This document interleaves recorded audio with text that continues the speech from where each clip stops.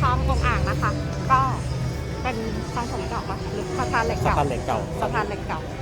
5:42 เวลากำลังดี กำลังดียุดคนถ่ายรูป ถ้าเคยไป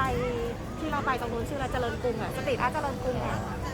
คล้ายๆกัน ตรงนั้นมันเหมือนตั้งใจไว้ถ่ายรูปมากกว่าแต่ตรงนี้มันมีของขายของกิน ถ้ามาเดินเล่นแล้วมาหาของกินด้วย แล้วก็ถ่ายรูปด้วยที่นี่คือ